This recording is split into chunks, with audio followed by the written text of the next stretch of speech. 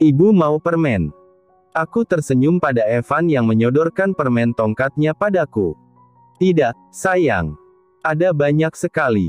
Ayah membelikan banyak permen. Katanya lagi sambil berbalik membelakangiku dan memintaku untuk membuka resleting ransel birunya, seperti ingin menunjukkan sesuatu. Setelah aku membuka resletingnya, aku mendapati ransel putraku itu benar-benar dipenuhi oleh berbagai macam bungkus permen, mulai dari permen tongkat, lollipop, coklat kunyah, bahkan sampai permen kecil berbagai rasa. Itu pun baru di ransel Evan, dan sudah pasti di ransel Ervin sama banyaknya. Buku mewarnai mereka pun sampai tak terlihat karena tertutup permen. Ya ampun. Kenapa banyak sekali? Tanyaku seraya menatap Elliot. Tadi mereka bilang ingin makan permen, jawab Elliot. Tapi bukan berarti kau belikan sebanyak ini. Sekalinya mendengar mereka bilang menginginkan sesuatu, mengapa kau selalu tak tanggung-tanggung membelikannya? Seperti ingin membuka pabrik permen. Mereka bisa sakit gigi. Elliot mengacak-acak rambut Evan, lalu berkata, semua permen itu tidak dimakan sekaligus satu kali, baby. Mengapa kau risau sekali? Ervin suka permen. Seru Ervin yang masih duduk di pundak Elliot, membuat Elliot tertawa pelan hingga wajah tegasnya terlihat kian rupawan. Dia bahkan juga mengajak Ervin untuk melakukan tos. Aku pun menghela napas melihat tingkah mereka bertiga. Beberapa saat kemudian, Elliot menurunkan Ervin dari bahunya. Dia menatap Louis dengan tatapan yang agak tidak suka, sebab dia pasti ingat kalau Louis adalah pasien yang waktu itu datang ke klinikku, seorang seniman dan pelukis yang membuatnya cemburu sekaligus merasa tersingi, karena aku menceritakan kalau aku bertemu dengannya setelah dari kampus waktu itu. Elliot pun beralih menatapku dan berkata, ayo, pulang. Tangannya sudah terjulur untuk meraih tangan kiriku. Tidak langsung kusambut niatnya untuk menggandengku dan pastinya ingin membawaku pergi dari tempat itu bersama anak-anak untuk segera ke area parkir. Aku justru lebih dulu memegang pergelangan tangan Elliot untuk menahan suamiku tersebut. Elliot, aku sedang bersamanya, kataku sambil menunjuk Louis yang sejak tadi berdiri di dekatku. Memangnya dia siapa? Pasienmu. Apakah kau masih ada pekerjaan? Kukira sudah bisa pulang, tanya Elliot. Bukan. Aku menggigit bibir bawahku sendiri selama beberapa saat, melampiaskan rasa bingung dan keraguanku untuk bicara pada Elliot. Louis yang berdiri di dekatku, terus-menerus menatap Elliot. Aku bahkan melihat dengan jelas bagaimana kedua matanya yang berkaca-kaca itu menyuratkan rasa tak menyangka. Aku tahu kalau seharusnya lebih baik aku pergi dulu bersama Elliot, lalu seperti yang sudah kukatakan pada Louis tadi, aku harus bicara tentang ini dulu dengan Elliot. Namun, Louis malah memegang pergelangan tanganku, dia seperti menahanku karena sudah mengetahui kalau aku berniat untuk mengajak Elliot pergi. Singkirkan tanganmu dari istriku. Ketus Elliot sambil menepis tangan Louis yang menggenggam tanganku. Tatapannya yang mengancam, menyorot pada Louis ketika dia melanjutkan, berani kau sentuh istriku, kupatahkan tanganmu. Aku pun menghela napas melihat ekspresi kesal Elliot yang jelas berlandaskan pada kecemburuan. Jangan bersikap galak seperti ini, Elliot. Louis hanya diam saja. Aku tidak tahu perkelahian macam apa yang terjadi antara pikiran dan perasaan Louis saat ini, tetapi kurasa dia sungguh tercenung melihat Elliot setelah pembicaraan kami tadi saat ku beritahu bahwa suamiku adalah Elliot yang dia cari. Louis sempat memandangiku, memberikan suratan penuh harap agar aku membuat semua ini menjadi jelas, terutama bagi Elliot. Hal tersebutlah yang menyeretku untuk merasa seperti tak punya pilihan lain selain bicara. Elliot, dia adalah Louis, kataku, Louis Sinclair. Tak sedikit pun aku memiliki gambaran akan seperti apa reaksi yang spontan ditunjukkan Elliot sekarang. Namun ketika aku menyebutkan nama itu, aku melihat raut wajah Elliot yang sejak tadi tajam dan galak karena cemburu, seketika berubah. Bahkan meski halaman rumah sakit tidak sepi, tetapi keheningan yang cukup kental sontak menyelimuti.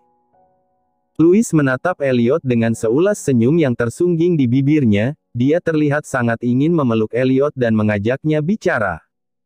Aku memandangi wajah Elliot yang kini sangat kaku. Maksudku, dia memang kaku. Tapi kali ini agak berbeda ketika dia menatap lurus pada Louis yang berdiri di hadapannya. "Kau apa kabar?" tanya Louis masih dengan senyum yang tersungging di bibirnya. Elliot sama sekali tidak berkedip setelah Louis bertanya begitu. Kedua matanya mulai memerah karena menahan sesuatu yang tidak aku mengerti. Mungkinkah saat ini yang ada di mata Elliot adalah wajah saudara kembarnya yang masih berusia 6 tahun, sebab pada masa itulah terakhir kali mereka bersama. Sudah lama sekali, bukan? Ini sungguh tidak terduga. Tapi aku senang melihatmu lagi, Elliot, kata Louis. Aku pikir Elliot akan menunjukkan reaksi yang sedikit ekspresif, bahkan meski ekspresifnya adalah kemarahan spontan yang terang-terangan. Namun, pikiranku salah. Sudah kuduga, aku akan selalu kesulitan memprediksi dirinya. Elliot langsung buang muka ketika kedua matanya tampak sedikit berair. Dia menyuruh Evan dan Ervin untuk berjalan lebih dulu. Kemudian, dia memegang tanganku dan menarikku untuk segera pergi dari tempat itu. "Elliot, aku. Jangan membantah," tegas Elliot sembari mengeratkan genggamannya pada tanganku. Aku bungkam dan terpaksa mengikuti arah tarikannya. Sempat aku menoleh ke belakang sejenak, menatap Louis yang masih diam di tempat dan termangu, menatap kepergian kami dengan raut wajahnya yang sangat terpukul. Aku sungguh tidak bisa berbuat apa-apa. Sekarang aku sendiri bahkan risau pada Elliot yang terus menarikku. Setelah memasukkan Evan dan Ervin ke mobil, lalu mendudukkan mereka dengan aman di car seat khusus balita, Elliot membukakan pintu depan untukku dan menyuruhku untuk segera masuk. Sepanjang perjalanan, aku dan Elliot tidak bicara apa-apa. Kami hanya sesekali menanggapi Evan dan Ervin yang kerap mengoceh di kursi belakang. Elliot memang fokus menyetir mobil, tetapi dia tidak selunak itu untuk bisa terlihat gembira seperti sebelumnya saat bermain dengan Evan dan Ervin. Aku tidak akan protes, justru aku sangat merasa bersalah dan khawatir sekarang. Setibanya di area parkir bangunan apartemen, kami berempat turun. Aku melihat ada Rick yang sedang menelepon di tepi dinding, dan sepertinya dia memang sedang menunggu kami. Selagi aku membawa tas berisi keperluan Evan dan Ervin selama dititipkan di daycare, Elliot berjalan lebih dulu karena harus mengejar Evan dan Ervin yang berlarian dengan bersemangat, mungkin memang masih ingin main. Aku menarik tangan Rick saat dia akan menyusul Elliot. Rick pun langsung mengakhiri telepon di ponselnya, lalu menatapku. Aku menunggu Pak Elliot karena ada berkas yang harus dia tanda tangani. Setelah ini aku harus kembali ke villa untuk menghubungi bawahan Pak Elliot, jelas Rick tanpa diminta. Aku sudah mengetahui kalau selama berada di Kansas, Elliot memang menyewa sebuah villa mewah di sebelah utara kota Wichita. Beberapa waktu lalu Elliot tentunya mengajakku untuk pindah ke sana saja. Namun, aku menolak. Bukan tanpa alasan. Sangat merepotkan jika harus memindahkan barang-barangku beserta dua anak kembarku. Lagi pula kemungkinan aku berada di sini kurang dari sebulan lagi sampai urusanku selesai di rumah sakit. Jadi, akan buang-buang tenaga dan sungguh merepotkan jika memindah-mindahkan barang hanya untuk menetap sebentar lagi. Namun sebenarnya, tujuanku menahan Rick sekarang bukanlah untuk menanyakan penjelasan soal keperluannya berada di sini. Karena toh, setiap hari pun dia bebas mondar-mandir ke unit apartemenku. Aku ingin bertanya padamu, kataku. Bertanya apa, Nyonya? Aku memang belum mendapatkan bukti valid bahwa Elliot memiliki saudara kembar. Rick pun mungkin juga tidak tahu soal saudara kembar Elliot. Namun, jika Rick tahu bahwa Elliot bukanlah anak kandung orang tuanya yang sekarang, maka ku yakin Rick tahu siapa nama asli Elliot. Elliot bukan anak kandung Michael dan Mrs. Claire, kan? Tanyaku langsung pada intinya. Rick terdiam. Saat masih kecil dulu, sebelum menjadi satu-satunya anak yang dimiliki oleh keluarga Weasley, nama Elliot adalah Elliot Sinclair. Benar, kan? Lagi-lagi Rick terdiam. Aku tidak jengah untuk menganggap diamnya Rick adalah jawaban, iya. Jika memang pertanyaanku tidak benar, dia pasti akan langsung menyangkal, bukan malah diam. Jadi, bukan hanya melalui kesamaan cerita namun berbeda sudut pandang yang kudengar dari Louis dan Elliot saja, tetapi ini sudah dapat menjadi bukti yang akurat bahwa memang suamiku adalah saudara kembar Louis Sinclair. Elliot yang sudah sampai di dekat pintu masuk bangunan apartemen, menatap ke arahku setelah menyadari aku tidak melangkah bersamanya sejak tadi. Aku pun segera beranjak untuk menyusul Elliot dan anak-anak kami. Begitu sampai di dalam unit apartemen, aku langsung sibuk mengurus Evan dan Ervin, memandikan mereka satu persatu. Sementara itu, Elliot dan Rick berada di ruang tamu, mengurus beberapa berkas yang Rick bawa dan harus ditandatangani oleh Elliot. Mereka bicara serius di sana. Aku cukup takjub melihat bagaimana Elliot bisa langsung berkonsentrasi pada urusan pekerjaannya, walaupun kurang dari sejam yang lalu baru saja melihat dan bertemu seseorang yang entah sebenarnya ingin dia lihat atau tidak. Pada pukul 7 malam, aku berkutat di dapur untuk segera menyiapkan makan malam. Aku membuat fajitas yang dilengkapi dengan suiran daging ayam, serta membuat kentang goreng. Saat aku sedang menyajikan semua makanan di piring, Elliot muncul di dapur dan menghampiriku. Aku pun menatapnya sejenak sebelum kembali fokus menuangkan fajitas ke piring. Kau sudah lapar? Ya. Tunggulah sebentar lagi. Aku ingin bicara denganmu, balas Elliot tanpa menghiraukan ucapanku barusan sembari mengambil sendok kecil yang ada di atas meja. Begitu selesai menuangkan fajitas, aku pun meletakkan alat masak yang kupegang. Aku beradu tatap dengan Elliot, lalu langsung kusadari bagaimana paras seriusnya kian menjadi-jadi saat ini.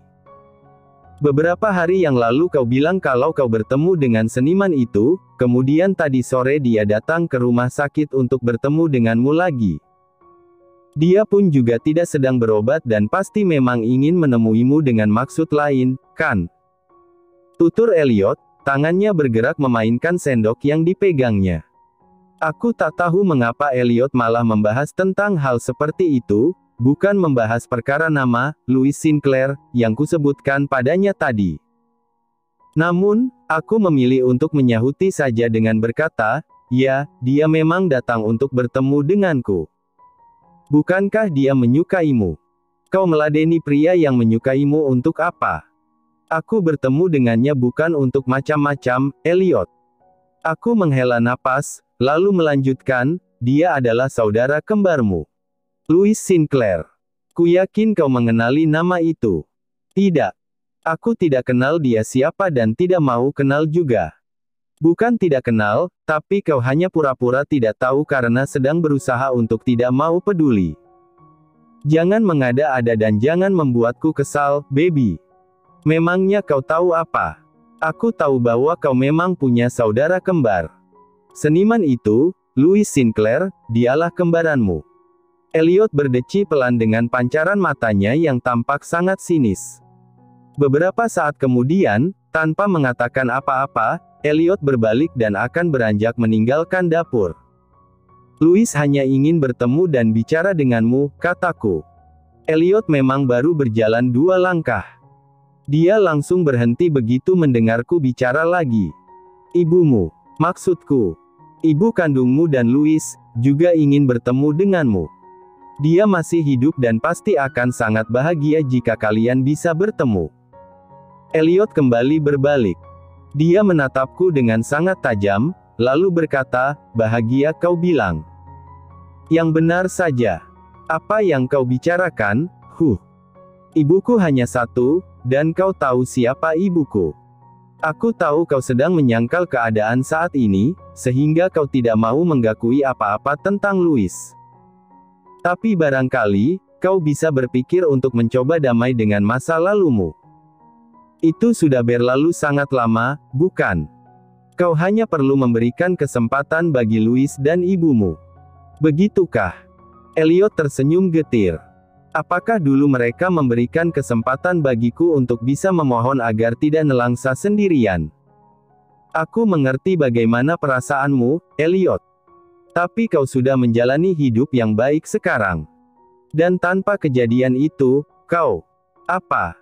Kau mau bilang kalau tanpa kejadian itu aku tidak akan bisa menjadi seperti sekarang? Itu yang mau kau katakan? Potong Elliot dengan suaranya yang meninggi. Aku bungkam. Selagi wanita Jal Asteris Eng itu hanya pergi membawa satu anak, lalu anak itu mendapatkan kenyamanan darinya, bisa makan, bisa mengeluh dingin dan langsung dipakaikan jaket oleh si Jal Eng, bisa tidur di pangkuannya juga sepanjang malam saat mereka pergi entah kemana, lantas aku bagaimana? Aku dibiarkan kelaparan dan haus, kedinginan, ketakutan di jalanan, berjalan tanpa arah sendirian, bahkan hingga tidak bisa tidur sebelum tubuhku lemas sendiri karena sudah tidak punya tenaga sama sekali. Bagaimana jika pada hari itu aku benar-benar mati? Aku tertegun dan makin bungkam. Kau tidak mengerti apa-apa, Lily. Kau tidak tahu rasanya dibuang dan berpikir kalau ibumu mungkin menganggapmu tidak berguna. Kau tidak mengerti rasanya sepanjang hidup diikuti oleh ketakutan, selalu khawatir jika ditinggalkan oleh orang yang kau sayang. Kau tidak tahu bagaimana rasanya selama puluhan tahun hidup harus dihantui bayang-bayang menyesakkan tentang bagaimana kau hampir mati saat masih kecil. Lagi pula bagaimana kau bisa mengerti. Kau sendiri pun juga meninggalkanku waktu itu. Elliot, aku tidak. Aku bisa menjadi seperti sekarang berkat orang tuaku dan kemampuan diriku sendiri, bukan karena Jal Asteris Eng sialan itu membuangku. Jangan sekali-kali kau berani beranggapan bahwa sebab perbuatannya lah aku bisa menjadi Elliot yang kau kenal. Perbuatannya hanya berdampak sampai potensi aku hampir mati sebagai gelandangan yang kelaparan di usia 6 tahun. Bukan begitu maksudku. Aku hanya ingin membantumu. Elliot mencengkeram lengan kananku dan menarikku untuk mendekat. Aku sampai tahan napas karena terkejut oleh cengkeramannya yang kuat itu. Dia menatapku penuh ketajaman, lalu berkata, "Berhenti ikut campur, Lily. Kau merasa harus jadi pahlawan sekarang? Atau jangan-jangan kau menyukai seniman itu dan ingin membelanya?" Aku tercenung menatap Elliot dengan kedua mataku yang semakin terasa panas karena menahan tangis. "Tidak, Elliot. Kukatakan padamu sejak awal untuk tidak usah banyak tanya. Dan sekarang, aku ingin kau juga tidak usah banyak bicara tentang ini. Tutup mulutmu dan jangan ikut campur. Berhenti merasa sok hebat dengan sesuatu yang tidak benar-benar kau mengerti. Paham?" Elliot memang tidak membentakku, hanya suaranya yang penuh penekanan dan sangat tajam. Namun, cengkeramannya di lenganku dan suara tajamnya yang seperti sedang mengancam itulah yang membuatku merasa sangat takut. Aku bahkan tertegun untuk sekadar menatap matanya yang mengintimidasiku saat ini, tetapi aku tidak bisa berpaling ke arah lain. Air mata menetes di pipi kiriku. Aku sungguh tidak bisa menahannya ketika jantungku berdebar-debar akibat takut pada Elliot. Segera setelah melihat aku menangis, Elliot langsung melepaskan cengkeramannya pada lenganku. Tatapannya juga sedikit melunak. Walaupun raut wajahnya masih sama saja, tetapi tatapannya membuatku dapat menyadari kalau dia khawatir padaku dan merasa bersalah karena telah membuatku ketakutan sampai menangis begini. Elliot berdecak frustrasi. Dia meletakkan sendok yang sebelumnya dia pegang ke atas meja dengan agak keras. Suara muluk yang timbul dari sendok yang beradu dengan meja, membuatku tersentak dan langsung menundukkan kepala. Aku menggigit bibir bawahku sendiri untuk menahan tangis ketika Elliot berbalik dan melangkah pergi dari dapur untuk menghindar dariku.